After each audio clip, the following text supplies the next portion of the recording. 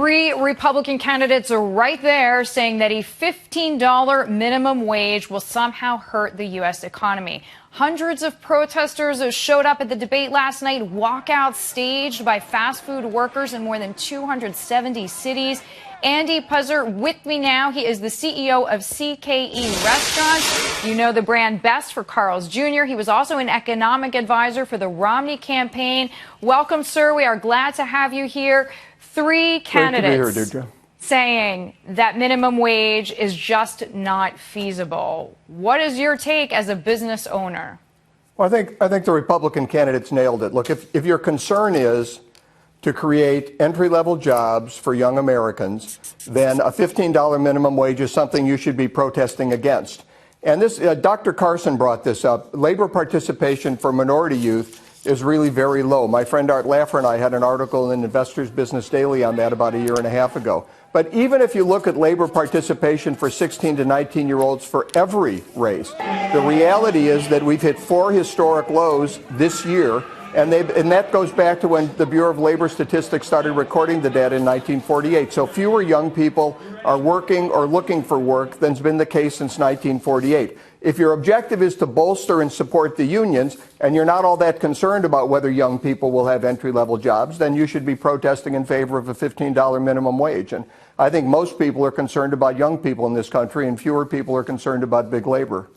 And some of the candidates, Dr. Carson, saying that if businesses, in fact, do raise the minimum wages, to your point, it actually keeps young people out because the businesses just won't hire as many. Senator Rubio saying basically you're going to just get more machines in the workplace. But that's coming anyway, right? Especially in fast food.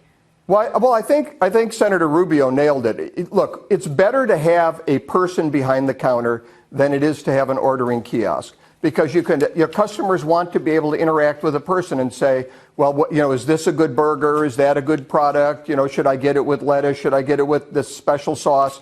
If you can't ask that to a kiosk. But if you price the person behind the counter out of the restaurant, then you're going to end up with a kiosk, because that's the only way these restaurants can stay in business. There's actually a restaurant in San Francisco. It's called Eatsa, E-A-T-S-A. You can look it up online. You walk in, there's no people. There's places to sit. There's ordering kiosks. There's a slot where your food comes out, almost like on Star Trek. There's a series of them. And there's 5 or 6 people working in the back. Everything is automated. Our restaurants, we employ 20 to 25 people. But if minimum wage goes to $12, $13, $14, $15, every restaurant chain is going to have to cut back on that. And that's going to really hurt America's youth. They're not going to be able to get on that first ladder of opportunity that leads to a career. Andy, you're a businessman. Which candidate makes the most sense right now? I'm not saying the person you're going to vote for, but whose ideas do you think, okay, this person is actually presenting in a way that I understand that makes sense for the business community? I think everybody on that stage last night would make a better president than either Barack Obama or Hillary Clinton. I think Marco Rubio does a great job. Jeb Bush, Ted Cruz, even Donald Trump, although I'd like to understand a little more about Mr. Trump's policies. But everybody on that stage would do very, very well. And Carly Fiorina would be great. We've got some really good, you look at the top 6 candidates in the Republican Party. We've got 3 minorities. We've got 2 Hispanics and an African American. We've got a doctor. We've got business people. We've got senators. We've got governors. This is an incredibly diverse group of people. And we've got young people. If you look at the Democratic ticket, they've got, 2 really, elderly people. They're in their late 60s, early 70s, who are part of a different generation. This is a very